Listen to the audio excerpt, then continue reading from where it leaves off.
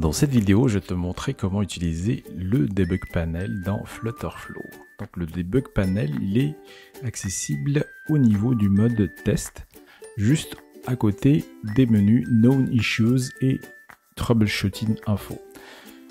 Donc pour pouvoir y accéder, on clique sur le bouton Debug Panel et à ce niveau-là, on va pouvoir accéder aux différentes variables de notre application.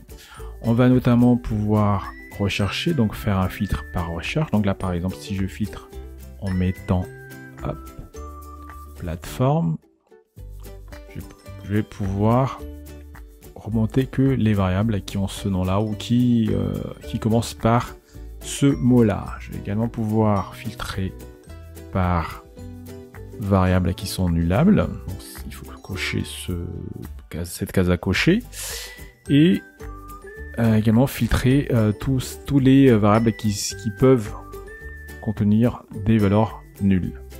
Ensuite, on peut également filtrer par type. Donc là, si je filtre par entier, comme j'ai pas de type entier parmi mes variables, donc il n'y a rien qui s'affiche. Ensuite, si je filtre par chaîne de caractères, je vais avoir que les chaînes de caractères qui vont s'afficher. Ensuite, si je décoche ces filtres là et que je mets par exemple date time, donc là je vais avoir que les dates et je peux enlever tous les filtres en cliquant sur Clear All. Ensuite, ce que je peux montrer également, c'est donc là on était sur la première page de notre application.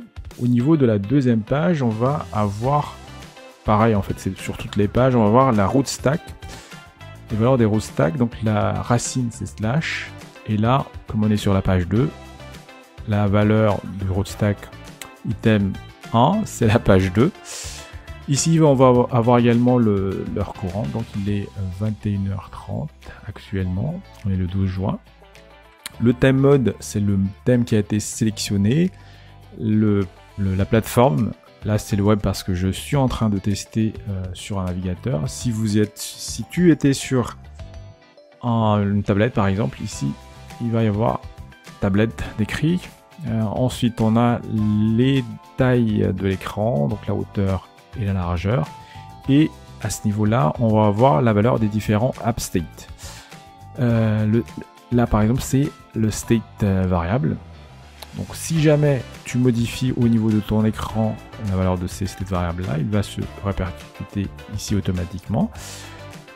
Par exemple là j'ai mon patch state et j'ai mon text field, et si je mets la valeur ici, donc là comme tu le vois, il va se mettre automatiquement. Je pense que là c'est un début d'outillage pour permettre aux développeurs d'avoir la vie la plus facile possible, mais au fur et à mesure je pense qu'ils vont étendre cette fonctionnalité là pour rajouter d'autres possibilités en termes de débugage. Si tu as des questions, n'hésite surtout pas à les poser en commentaire.